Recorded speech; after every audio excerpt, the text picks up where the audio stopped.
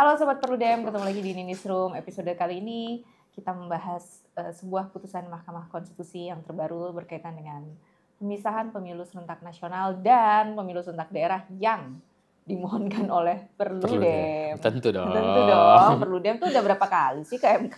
Wah, sering ya. Nah, Haikal. Ya. Oh, ini kita berdua aja ngobrolnya teman-teman. Ini saya sebelum masuk ke putusannya ya, dan sebelum masuk ke apa yang diminta Perludem, sekarang ini kemudian trennya Mahkamah Konstitusi itu kalau kaitan hal-hal pemilu ya, itu bisa memutuskan hal yang teknis. Misalnya kalau dulu ada MK mutusin nambah waktu 12 jam di TPS penghitungan, itu kan teknis sekali kan. Yeah. Terus soal dapil misalnya, soal yang lain lah ya, soal parliamentary threshold misalnya. Nah, sebetulnya kalau dalam kerangka MK-nya itu sendiri, batasannya mahkamah tuh sampai mana sih, Mas Haikal? Nah, ini pertanyaan cukup berat ya sebenarnya. Sekali-sekali lah kita berat. Mempertanyakan batasan Mahkamah Konstitusi ini sebenarnya kita harus balik dulu ke sejarahnya ya. Sejarah kalau di studi hukum tata negara ya khususnya, itu selalu dimulai dengan mengingat atau mempelajari kasus Marbury versus Madison di tahun 1803 kalau saya nggak salah. Nah itu di Amerika ya teman-teman. Di Amerika ya, sorry. Bukan di Indonesia. Di Amerika. Itu kasus di Amerika di mana pertama kali muncullah gagasan atau kemudian dikenal yang disebut dengan judicial review. Ya. Pada saat itu hakim Mahkamah Agung Amerika Serikat ya, John Marshall, itu kemudian jadi kasus ini tuh unik dan menurut Mahkamah Agung Amerika Serikat pada saat itu ini kasus susah untuk diputuskan. Nah, namun Hakim Mahkamah Agung Amerika Serikat itu salah satu orangnya itu namanya John Marshall. Itu melihat seperti ini, bahwa kita ini disumpah untuk taat kepada nilai-nilai konstitusi. Oleh karena itu, kita punya kewajiban meluruskan. Karena pada saat itu kasusnya berkaitan dengan persoalan yang bukan sebenarnya berkaitan dengan pengujian undang-undang, namun undang-undangnya ternyata ini dianggap bertentangan nih sama konstitusi Amerika Serikat. Muncullah kewenangan itu. Nah, dan ketika kita berbicara dengan Mahkamah Konstitusi berkaitan dengan perkembangannya, itu kan tadi tahun 1803 ya, 1800-an awal lah. Lalu kemudian di Austria ada satu pakar hukum terkemuka di dunia yang juga pakar perundang-undangan namanya Hans Kelsen. Di tahun 1900-an awal itu mulai dikenal, dia memproposalkan ya salah satu bentuk kelembagaan judicial review ini yang memang dilembagakan. Jadi kalau di Amerika Serikat pada saat itu adalah, ya mungkin kita bisa sebut itu insidentil ya, lahirnya pengujian undang-undang judicial review ini, maka Hans Kelsen melihat bahwa ini adalah suatu hal yang penting.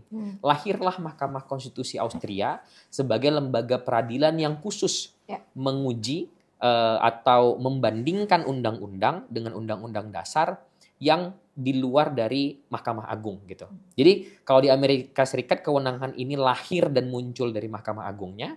Kalau di Austria ini memang dilembagakan sebagai sebuah mahkamah peradilan sendiri, yaitu Mahkamah Konstitusi. Nah jadi setelah itu mulailah berkembang terkait dengan eksistensi Mahkamah Konstitusi ini di berbagai negara di dunia. Makanya kalau berbicara terkait dengan judicial review, terutama atau constitutional review ya, istilahnya kan ada digunakan seperti itu ya.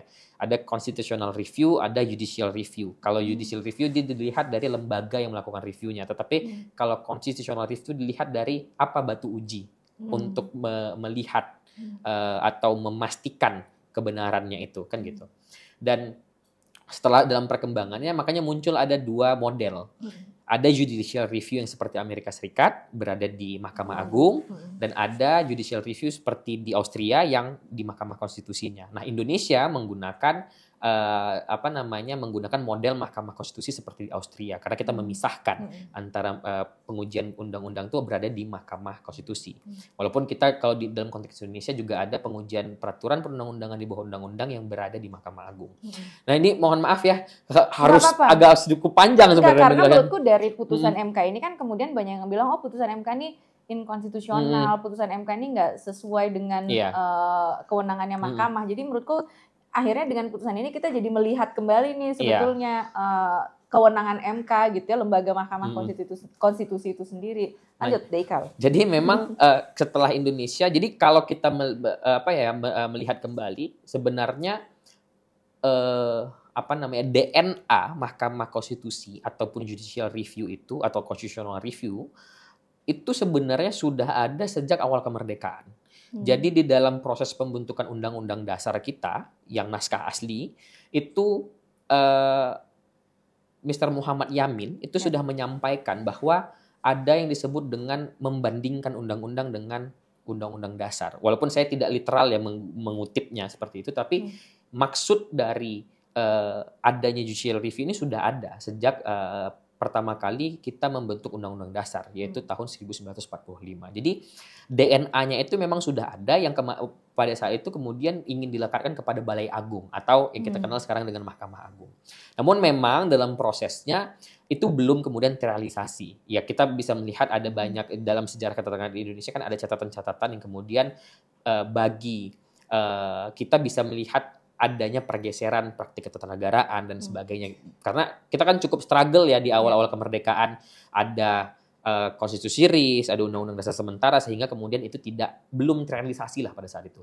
Lalu kemudian ini dimunculkan kembali sebagai salah satu gagasan dalam reformasi tahun 99 sampai dengan 2002 di dalam amandemen undang-undang dasar kita. Dan kemudian gagasan atau DNA yang kemudian sudah dibawa itu yang kemudian diwujudkan melalui kehadiran Mahkamah Konstitusi. Jadi memang sejarah kehadiran Mahkamah Konstitusi ini itu adalah cita-cita lama yang kemudian belum terwujudkan pada saat awal-awal kemerdekaan Indonesia. Baru setelah reformasi lah ini terwujud. Dan ide dasarnya adalah untuk memastikan bahwa undang-undang ataupun aturan yang dibentuk oleh pemerintah itu tidak bertentangan dengan nilai-nilai konstitusi. Maka dari itu, Mahkamah Konstitusi itu akan selalu berkaitan melihat bagaimana sih sebenarnya makna di dalam pasal-pasal. Nah ini yang kemudian mungkin aku rasa perlu diluruskan juga ya Kak Indonesia, bahwa Mahkamah Konstitusi itu kemudian tidak hanya melihat apa isi pasalnya untuk mereview suatu undang-undang, tetapi dia harus melihat juga bagaimana kemudian pasal itu dibentuk, bagaimana intensi dari pembentukan pasal itu dan sebagainya. Makanya dari itu di dalam proses review di Mahkamah Konstitusi itu ada berbagai model penafsiran. Mulai dari ada yang disebut dengan penafsiran gramatikal atau tekstual, melihat isinya seperti apa, lalu kemudian ada namanya penafsiran secara historikal untuk melihat historis ini hadir nih kenapa, atau mungkin bisa kita katakan asbabun nuzul pasalnya itu apa gitu kan. Ada juga kemudian penafsiran secara original intent. Nah, maksud dari pasal ini itu hadir apa? Dan aku melihat dalam perkembangannya Mahkamah Konstitusi juga melihat fakta-fakta empiris sebagai salah satu bentuk dari pertimbangan untuk menafsirkan satu pasal gitu. Nah, terkait dengan penafsiran empiris ini di dalam kajian HTN juga ada yang dikenal dengan constitutional complaint. Kalau di Amerika Serikat constitutional complaint ini menjadi salah satu kewenangan yang berbeda dari judicial review. Karena constitutional complaint ini adalah hak warga negara yang merasa hak konstitusional itu terlanggar, itu mengadukan.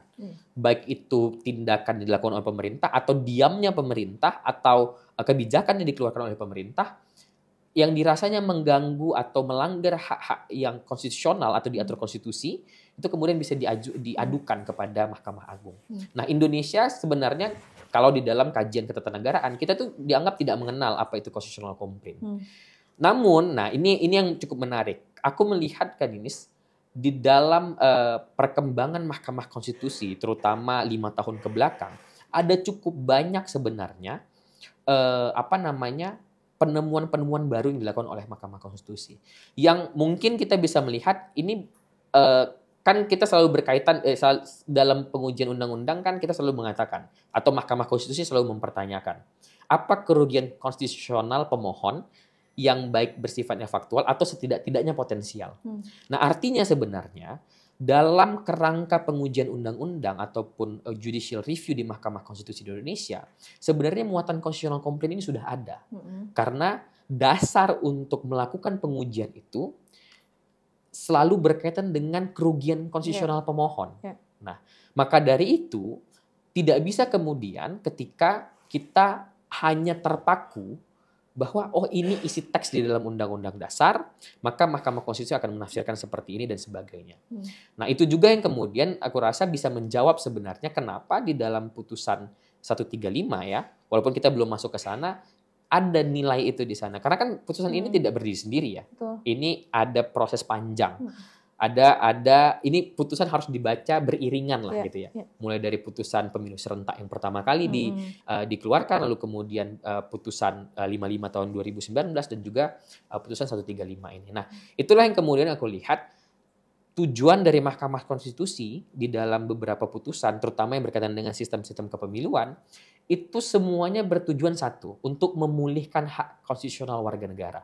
Jadi karena itu adalah tugas dari Mahkamah Konstitusi untuk menjaga nilai-nilai hak-hak masyarakat, hak-hak konstitusional warga negara untuk kemudian tetap bisa dijalankan. Gitu. Jadi makanya kalau pertanyaannya apakah kemudian ini memang ada pergeseran, ya kita bisa katakan seperti itu. Tetapi ini masih dalam koridor bahwa Mahkamah Konstitusi secara nyata adalah tujuannya untuk menjaga hak-hak konstitusional itu, gitu loh. Bukan menafsirkan dan keluar dari kewenangannya sebenarnya. Iya, dan kewenangannya mahkamah adalah menafsirkan konstitusi kan? Benar. Menafsirkan konstitusi dan keputusan Mahkamah Konstitusi itu menjadi menjadi pegangan baru kita dalam berkonstitusi juga sebetulnya gitu kan. Nah, tadi Haikal kan bilang bahwa mahkamah ini tuh bisa saja kan keputusan Mahkamah Konstitusi kan final dan mengikat. Benar. Mengikatnya kan tentu bukan mengikat pada para pemohon aja kan, mengikat seluruh warga bangsa ini kan. Nah, Haikal mengatakan dalam beberapa hal keputusannya mahkamah nih bergeser nih. Kalau dikaitkan dengan pemilu, serentakan pemilu ya, 2013 MK bilang serentak itu 5 kotak. Terus 2019 MK bilang yang penting serentak itu Pilpres, DPR, DPD. Ada varian-variannya, 6 pilihan. Terus yang baru-baru ini 135 MK secara spesifik mengatakan serentak itu serentak nasional, serentak daerah. Nah, berkaitan dengan pergeserannya posisi mahkamah itu gimana Kal? Sebenarnya seberapa lentur atau seberapa fleksibel sih sebetulnya mahkamah bisa bergeser dari putusan yang sebelum-sebelumnya? Nah, jadi sebenarnya kalau kita melihat ya, apakah ini dibilang hukum yang progresif atau hakim yang progresif? Oke. Jadi walaupun menggunakan kata progresif di dalam hukum itu terkadang menjadi sebuah perdebatan ya. Bagaimana kemudian hukum itu bisa progresif karena hukum itu kan dibentuk teks dan kemudian ya dia bisa saja tidak melingkupi kejadian yang ada di depan gitu kan, sehingga bagaimana kemudian hukum bisa progresif. Nah, tapi dalam beberapa kajian bahkan ya fungsi hakim itu salah satunya di situ. Hakim itu kan pada akhirnya dia akan menjadi ini tidak terlepas di hakim Mahkamah Konstitusi ya, tetapi hakim pada titahnya itu ya, pada hitahnya hakim itu adalah untuk menafsirkan makna di dalam pasal-pasal. Begitu juga dengan hakim di peradilan umum dan sebagainya. Kan dia menafsirkan pasal-pasal. Pasal ini cocok nggak sih dikenakan di dalam perkara ini dan sebagainya. Jadi progresivitas hukum itu bisa dibentuk sebenarnya melalui perilaku hakim, melalui putusan hakim gitu kan. Walaupun di Indonesia karena kita menggunakan sistem Eropa kontinental, civil law, yang syarat akan aturan tertulis itu menjadi satu perdebatan juga pada ujungnya gitu ya. Tetapi ada satu istilah yang sebenarnya bisa menjelaskan ini kan. Ada yang disebut dengan living constitution atau konstitusi yang hidup gitu ya. Nah, di dalam pemahaman ini bahwa konstitusi itu harus bisa berlaku untuk jangka waktu yang lama dan konstitusi itu harus bisa menyesuaikan dirinya untuk kemudian berbaur lah ya, dalam kata-kata berbaur dengan kondisi yang kondisi yang kemudian secara faktual itu terjadi. Gitu. Makanya ada istilah konstitusi yang tidak bisa bengkok, constitutional that cannot bend, it will break gitu. Dia akan patah. Kenapa? Karena itu sepertilah konstitusi. Kenapa dia menjadi hukum tertinggi?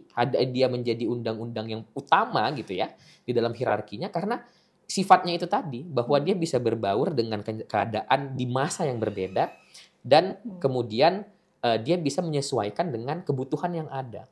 Nah, salah satu cara untuk menciptakan living constitution itu atau konstitusi hidup itu adalah melalui penafsiran pasal-pasal melalui hakim, melalui putusan pengadilan. Jadi apa yang terjadi saat ini tentu akan sangat berkaitan dengan apa yang dibutuhkan gitu loh. Kalau kita melihat ya misalnya kenapa ada disebut dengan historical penafsiran secara historical oleh Mahkamah Konstitusi. Karena Mahkamah Konstitusi harus menemukan pasal ini dibuat dalam kondisi kebatinan pembentuk undang-undang pembentuk konstitusi seperti apa. Apa yang sedang terjadi pada masa itu dan apa yang dibutuhkan. Nah, itulah kenapa kemudian kalau misalnya kita bisa lihat ya dari putusan 14 tahun 2013 di mana pada saat itu yang menjadi permasalahan adalah kok pemilunya dalam 5 tahun itu 2 kali, ada legislatif, ada presiden yang kemudian dipisah. Maka Mahkamah Konstitusi melihat itu sebagai satu bentuk ini permasalahan yang dimintakan. Lalu kemudian ada kerugian konstitusional yang dilihat di situ dan kemudian Mahkamah Konstitusi menafsirkan ya serentak itu semuanya sama, gitu kan. Lalu kemudian di tahun 2019 melalui putusan nomor 55 Mahkamah Konstitusi melihat bahwa model-model ini yang konstitusional menurut Mahkamah Konstitusi itu ada pilihannya loh ternyata. Ada 1, 2, 3, 4, 5 dan pilihan ke-6 adalah model-model lainnya ya kan disebutkan oleh Mahkamah Konstitusi. Dan di dalam posisi itu kan Mahkamah Konstitusi memberikan keleluasaan kepada bentuk undang-undang untuk silahkan pilih mana model yang menurut kalian terbaik, lakukan evaluasi dan kemudian tetapkan mana model yang terbaik menurut pembentuk undang-undang. Namun kan itu tidak terjadi. Dan di putusan 135 ini Mahkamah Konstitusi kan di dalam putusannya, kalau saya boleh mengatakan ya, di dalam pertimbangan hukum itu hampir secara keseluruhan yang disampaikan oleh Mahkamah Konstitusi adalah efek dari pelaksanaan pemilu di 5 kota yang menimbulkan kerugian konstitusional bagi warga negara. Mulai dari penyelenggara pemilu, partai politik dan juga pemilih. Jadi dalam hal ini Mahkamah Konstitusi membeberkan sudah sangat jelas. Ini loh ada kerugian konstitusional yang dirasakan oleh pihak-pihak tersebut ya. Sehingga kemudian Mahkamah Konstitusi bergeser berdasarkan pertimbangan yang telah diambil di tahun 2019. Mahkamah Konstitusi memilih nih. Oke, saat ini kami memilih untuk inilah menentukan. Inilah model yang kemudian paling tepat dan konstitusional untuk dilaksanakan di pemilu ke depannya. Jadi pergeseran ini balik lagi ini bukan perjalanan hanya saat ini Mahkamah Konstitusi kalau bahasa itunya sekonyong-konyong mau memutuskan ini nggak bisa gitu juga kan gitu. Artinya melihat putusan ini mulai dari putusan 14 2013, 55 2019, baru 135 2024 begitu juga dengan melihat bagaimana pelaksanaan pemilu 2019 2024 hingga saat ini gitu loh. Ya, pergeseran ini pun juga bukan yang pertama ya. Karena teman-teman kalau ingat putusan Mahkamah Konstitusi tentang penghapusan ambang batas pencalonan presiden misalnya, 30-an kali diuji materi, MK kekeh ini open legal policy. Terakhir baru akhirnya MK mengatakan inkonstitusional. Karena ada konteks hari ini ternyata dengan adanya ambang batas itu calonnya sedikit, di pilkada banyak calon tunggal. Nih kalau begini Pilpres pun bisa calon tunggal gitu karena kondisi politiknya jadi jadi mengarah ke mengerucut gitu loh, calon koalisinya jadi besar-besar, pragmatis dan sebagainya. Akhirnya MK mengatakan ini inkonstitusional nih kalau diterapkan terus-menerus. Jadi memang memungkinkan ya walaupun putusan itu final dan mengikat. Putusan sebelumnya final dan mengikat, bukan berarti nggak bisa bergeser putusan mahkamah itu. Nah itu tadi aku mau ngomong dikit kan Ines. Kalau kita melihat bagaimana putusan terkait dengan presidensial threshold itu diputus oleh Mahkamah Konstitusi, kan kita bisa melihat juga di dalam pertimbangan hukumnya itu amat sangat banyak Mahkamah Konstitusi membeberkan apa saja kerugian konstitusional yang dirasakan oleh warga negara akibat pelaksanaan pasal tersebut kan. Padahal sebelum-sebelumnya Mahkamah Konstitusi sudah mengatakan ini adalah open legal policy, ini adalah kewenangan pembentuk undang-undang untuk mengatur yang lebih lanjut dan sebagainya. Artinya apa? Artinya memang apakah kemudian Mahkamah Konstitusi ini, aku melihat ya secara pribadi aku menilai bahwa Mahkamah Konstitusi ke depan ini cukup progresif sehingga kemudian melihat permasalahan penafsiran undang-undang terhadap undang-undang dasar ini itu tidak hanya berkaitan dengan isi pasal dan tekstual semata, tetapi ada kemudian bagaimana cara memulihkan hak-hak konstitusional warga negara itu, dan itu semakin progresif ke depannya gitu. Nah, ini kan MK sudah memutuskan pemilunya ada 2, pemilu nasional, pemilu daerah dengan jeda minimal 2 tahun, maksimal 2 tahun 6 bulan ya. Jadi pemilu nasionalnya dulu 2029, siklusnya tetap ya kalau pemilu nasional ya DPR, DPD, Presiden. Selang 2 tahun minimal maksimal 2 tahun 6 bulan kemudian pemungutan suara untuk pemilu daerah. Nah, MK juga dalam putusannya kan mengatakan ini akan ada transisinya nih, yang teknis transisinya diserahkan ke pembentuk undang-undang. Transisi untuk masa jabatan DPRD, termasuk juga kepala daerah. Nah, sekarang narasi yang beredar di luar sana adalah inilah salah satu inkonstitusionalitas putusannya MK karena pasal 22 itu kan mengatakan pemilu untuk memilih presiden, DPR, DPD, DPRD setiap 5 tahun sekali. Ini kalau transisi diperpanjang kan nggak 5 tahun jadinya DPRD, tapi 7 tahun. Itu artinya MK melanggar sendiri dong pasal 22E. Nah, ini gimana nih Mas Ikal menjelaskannya? Inilah kemudian memang aku melihat bahwa kalau memang sekilas ya kan ini, kalau kita hanya melihat pasal 22E ayat 2, mungkin penafsiran seperti itu akan sangat mudah untuk kita sampaikan. Kalau kita baca gitu aja gitu ya. Secara literal gitu ya. Oh, ini yang disebut di sini kan pemilihan umum dilaksanakan untuk memilih bla bla bla sampai dengan DPRD kan, mulai dari presiden sampai DPRD. Setiap 5 tahun. Setiap 5 tahun di pasal 1-nya mengatakan seperti itu kan. Nah, kalau kita dibaca cuman pasal ini secara literal, kita akan menafsirkan memang berarti 5 tahun sekali ini semua harus dipilih, nggak boleh lebih dari itu kan gitu. Nah, namun kan ada dokumen sejarah yang mencatat proses pembentukan pasal-pasal itu. Bagaimana pasal 22E itu di dalam bab tentang pemilu itu mulai dari 1 sampai 6 itu lahirnya itu seperti apa gitu loh. Itu kan kita bisa telusuri, dan kalau kita menelusuri di dalam naskah komprehensif baik yang dikeluarkan oleh MPR maupun yang dikeluarkan oleh Mahkamah Konstitusi, itu kita bisa melihat proses perjalanan pembahasan pasal ini gimana. Pasal di dalam bab tentang pemilihan umum ini, khususnya pasal 22E ini kan disahkan di tahun 2001 pada saat amandemen ketiga ya. Dan proses paling panjang adalah terkait dengan apakah presiden dan wakil presiden pada saat itu akan dipilih secara langsung. Itu yang kemudian menyebabkan banyak perdebatan lah di dalam proses pembentukan undang-undang dasar, perubahan undang-undang dasar. Nah, kalau kita menelusuri itu kan ini, sebenarnya dari 5 model plus yang kemudian disediakan oleh MK di dalam putusan 55 itu, 55 tahun 2019, semua model itu sempat dibahas di dalam amandemen konstitusi. Dan usulan-usulan itu memang tidak ada yang tidak ada yang kemudian diambil secara memastikan bahwa yang dimaksud dari pasal 22E ayat 1 dan 2 itu adalah seperti ini. Itu tidak ada clear di situ.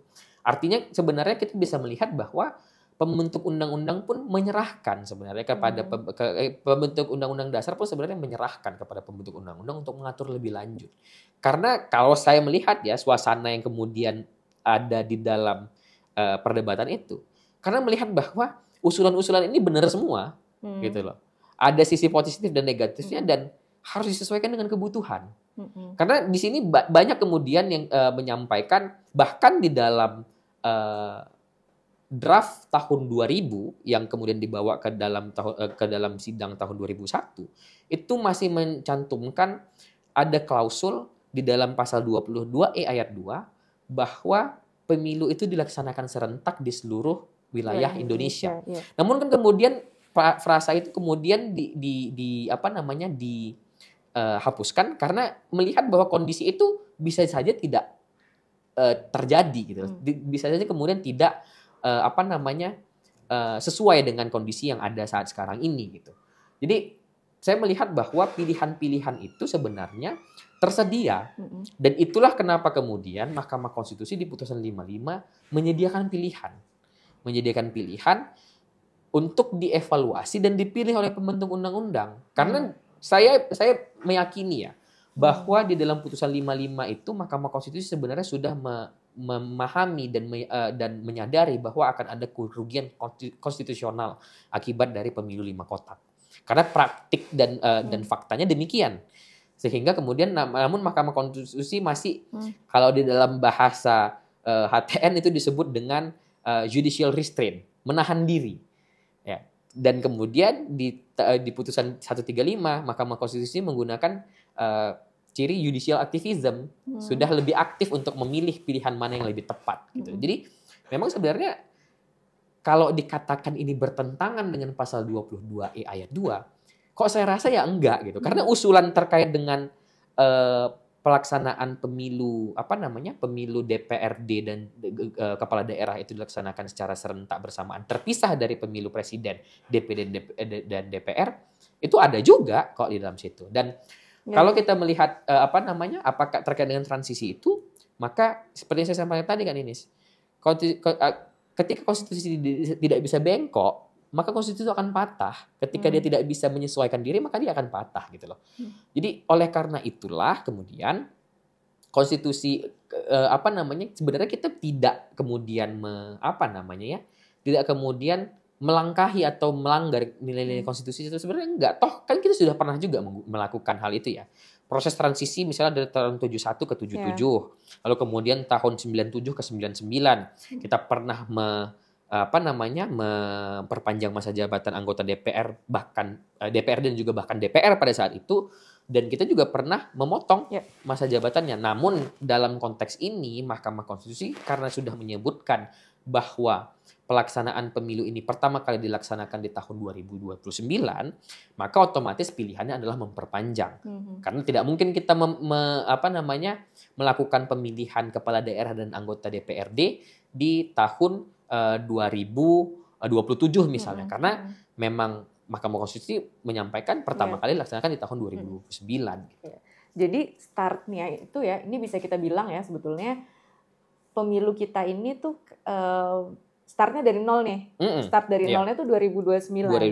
Dan menuju serentak nasional daerah, ya akan ada transisinya memang gitu. Dan kan gini, aku tuh berpandangnya gini Kal, putusan Mahkamah Konstitusi itu dia harus dibaca secara utuh kan. Jadi nggak bisa kita baca amarnya saja, atau kita baca pertimbangan hukumnya aja kan, itu kan jadi satu kesatuan. Dan di pertimbangan hukum itu kan kalau istilahnya kan ratio desidendinya kan di situ kan. Nah, ketika mahkamah dalam pertimbangan hukumnya mengatakan bahwa transisi ini dilakukan oleh pembentuk undang-undang, maka itu sebetulnya ya perintah itu sendiri nggak sih, ya konstitusionalnya di situ gitu loh, udah dibilangin sama MK ini bisa loh, ya udah diserahkan ke pembentuk undang-undang. Jadi bukan berarti ini bertentangan dengan pasal 22E tadi, tapi MK sudah tafsirnya tuh sekarang yang ini nih, gitu kan. Kita jadi ini menariknya teman-teman ya, kalau ada yang mau S3 ya Fakultas Hukum ya, apakah saya harus sekolah ini ya untuk menulis ini? Sebenarnya bisa apa nih kan Nis, ada pelajaran singkat mulai dari segini kan, nanti mulai dari berlanjut lagi. Nggak, jadi sebenarnya gini teman-teman, ini kan ini mungkin memang terlihat seperti puzzle ya. Oh ini ada amandemen konstitusi 99 sampai 2002. Tadi yang Haikal cerita pasal 18, pasal 22. Terus ada putusan yang Effendi Ghazali ya nomor 14 tahun 2013. Lalu ada puzzle-nya lagi putusan 55, ada putusan 85 yang peradilan khusus, ada yang 114, ada yang sekarang 135. Ada juga misalnya soal tadi ambang batas pencalonan presiden inkonstitusional gitu. Ya, artinya kalau pilkada pemilu ya pilkadanya harusnya nggak ada ambang batas juga dong. Jadi ini tuh kan kayak puzzle ya. Dan emang harus dilihat secara utuh, karena kalau enggak yang kita dapat kan cuma potongan-potongannya aja. Jadi kalau teman-teman ada yang mau menulis atau mau sekolah ya, bisa loh. Iya, jadi bisa nih. materi apa buat gue aja sekolah. Melihat putusan-putusan MK Senang kan. sekali tuh yang di sana. Tapi gini kan Nis, isu terkait dengan apakah Mahkamah Konstitusi melewati kewenangannya. Iya. Apakah Mahkamah Konstitusi kemudian harusnya menjadi negatif legislator, positif legislator, judicial restraint, judicial activism. Itu tuh perdebatan kontemporer yang sudah terjadi pasca reformasi. Iya. Jadi ini tuh udah mungkin salah satu yang pertama kali putusan Mahkamah Konstitusi yang membawa atau berujung pada pro kontra itu putusan Mahkamah Konstitusi terkait dengan syarat memilih itu boleh membawa KTP. Iya. Nah itu kan sejak itu sudah ada kan perdebatannya. Oh, Mahkamah Konstitusi kok ultra petita nih. Pemohonnya nggak meminta ini nih. Dan itu teknis sekali, itu kan bagian dari kewenangan pembentuk undang-undang. Tapi kan ada yang ketika itu tidak diambil langkahnya oleh Mahkamah Konstitusi, maka ada kerugian konstitusional warga negara yang lebih besar gitu loh. Nah ini juga, kalau Mahkamah Konstitusi seandainya nih, saya menyampaikan seandainya, Mahkamah Konstitusi dalam putusan 135 hanya mengatakan bahwa ini tidak artinya dia tidak menggunakan konstitusional conditionally konstitusional atau konstitusional bersyarat, maka itu pasal yang kita uji itu akan batal dan akan menjadi makin runyam masalahnya. Tetapi pilihan Mahkamah Konstitusi untuk menjadikan ini pilihan konstitusional bersyarat adalah untuk menghindari kerugian konstitusional yang jauh lebih besar sebenarnya seperti itu. Iya. Jadi ini emang harus dilihatnya utuh gitu ya. Karena ya tadi kalau nggak kan puzzle itu ya akan terlihat bagus kalau dia jadi satu gitu loh, nggak cuma kepingan-kepingan aja. Nah karena ini kita temanya kan pemilu daerah ya. Tapi bukan lebih menarik ya. Ya kalau soal ininya kan Haikal udah sering ngomong di mana. Waduh. Kalau soal ini adalah pesan yang kita sampaikan, tapi terkadang kita jadi susah nyampaikan pesannya kalau enggak. Nah, soal pemilu nasional dan daerah. Sederhananya tuh apa sih buat publik secara umum gitu? Ya, sederhananya ini adalah, saya sepakat tadi yang Kak Dinis bilang bahwa ini adalah kita memulai dari awal. Kita start dari awal di 2029 ini adalah reformasi pemilu kita. Setelah sebelumnya tahun 99 ke 2004 kita pernah melakukan itu, maka di tahun 2024 ke tahun 2029 ini kita melakukan hal itu lagi. Dan menurut saya itu menjadi hal yang wajar ya. Mungkin sekitar 20 tahun bahkan lebih kita menggunakan sistem yang kemudian memang ada rombakan secara parsial dan segala macam, tapi inilah kesempatan untuk kemudian mengubahnya secara lebih komprehensif. Jadi menurut saya sederhananya ini adalah awal bagi kita untuk membuat sistem pemilu baru ya, yang jauh lebih baik, jauh lebih tertata, tidak lagi hanya trial and error, kita bisa simulasikan lebih panjang, dan yang paling penting adalah bagi saya ini memudahkan masyarakat dan memudahkan partai politik. Kenapa? Karena kalau kita merasakan pemilu 2019 dan 2024 itu memusingkan, kita harus memilih 5 jenis kertas suara dalam satu waktu yang sama. Kalau calon presiden oke lah, kemarin paling banyak hanya 3, walaupun dengan putusan MK soal presidential threshold bisa jadi lebih banyak. Tapi kok DPR kita bisa bayangkan 10 partai saja misalnya kita. Kalau kemarin 18 partai dengan misalnya dapil yang kursinya maksimal 10. Artinya kan ada 180 calon hanya untuk DPRD aja gitu, belum lagi hanya untuk DPR aja, belum lagi DPD dan DPRD provinsi dan kabupaten kota. Nah nanti dengan adanya pemilu nasional dan pemilu daerah ini akan jauh lebih mudah. Di dalam pemilu nasional kita memilih presiden, anggota DPR dan anggota DPD, otomatis kita akan berbicara tentang isu nasional. Kita akan berbicara tentang program-program yang berkaitan dengan kebijakan nasional, dan kita akan memilih orang-orang yang duduk di dalam tataran pemerintahan nasional. Sehingga akan jauh lebih mudah kan? Presidennya kita bisa lihat program kerjanya akan jadi lebih fokus, kemudian pilihan-pilihan yang akan jauh lebih bisa dikenali, begitu juga dengan DPR dan DPD. Dan begitu juga akan terjadi di pemilu daerahnya, karena nanti pelaksanaannya kalau sekarang mungkin kita sebutkan ada 4 kertas suara ya, walaupun mungkin bisa juga jadi 3 kertas suara ketika pemilihan kepala daerah provinsi dan juga kepala daerah kabupaten kota itu di satu kertas suara sendiri gitu kan. Sehingga ya kita akan jauh lebih fokus, kita akan jauh lebih mudah. Dan saya selalu sampaikan di banyak kesempatan, salah satu yang paling menjadi patut kita syukuri adalah proses pendidikan politik itu nggak jadi 5 tahunan. Itu nggak hanya jadi seasonal gitu ya.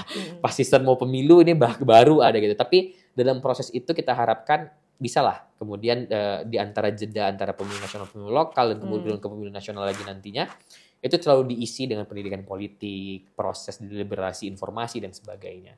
Dan bagi partai politik masa itu kan juga bisa lebih mudah untuk lebih mudah lah untuk kemudian merekrut, mendidik, ya kan, melakukan kaderisasi dan sebagainya agar lebih matang. Gitu. Jadi itu juga yang disampaikan MK kan, supaya nggak lebih transaksional aja gitu loh. Pemilu dengan sistem pemilu ini gitu. Nah, terakhir apa pesan untuk Ibu Bapak yang duduk sambil diskusi? Ya, nyanyi kita. Ya, pesannya satu dan itu yang selalu terus kita sampaikan ya, bahwa ayo segera mulai pembahasan ini. Karena kita dengan kembali lagi ini putusan nggak satu, ini putusannya banyak. Mulai dari tahun 2019 aja itu udah banyak sekali putusan-putusan ini yang kemudian memang harus diakomodir, dilihat lagi, dibaca ulang. Jangan sampai kita lupa gitu loh. Nah, itu kan membutuhkan waktu. Dan kalau memang kalau pemilu ini, sistem pemilu ini memang dibentuk nantinya untuk rakyat, ayolah kita buat dialog dengan rakyat. Kita berdiskusi, ada banyak pandangan yang bisa rakyat sampaikan ke dalam pembentukan undang-undang ini, sehingga ini berbobot. Jadi kalau bahasanya adalah sedikit kalau ada yang mengatakan bahwa kayak Mahkamah Konstitusi ini membuat undang-undang soal pemilu menjadi tidak ada kepastian karena putusannya berubah-ubah terus-menerus dan sebagainya. Ya gimana mau ada kepastian kok ternyata di dalam prosesnya memang tidak semua pihak dilibatkan. Betul. Jadi ya inilah waktunya gitu. Jadi bahas bentuk undang-undang ini menjadi undang-undang baru nantinya, gabungkan undang-undang pemilu dan undang-undang pilkada sehingga kedepannya hal seperti ini tidak terjadi lagi. Nggak ada lagi tuh yang namanya, mungkin Perludem juga akan menurunkan intensitasnya untuk menguji ke MK kalau seandainya undang-undang pemilu sudah menjadi lebih baik. Iya, karena kenapa harus segera dibahas supaya ini diskusinya tuh emang dibuka ruangnya kan sekarang ini diskusinya di luar ya. Iya, di luar. Nah, ini ngomong gini tapi nggak dalam kerangka membahas, dan tadi membahasnya yang kalau sampaikan ya partisipasi publiknya ada kayak kemarin yang ada janji mau partisipasi kan di IKAL kan. Diingatkan lagi. Sampai ketemu, terima kasih, dadah.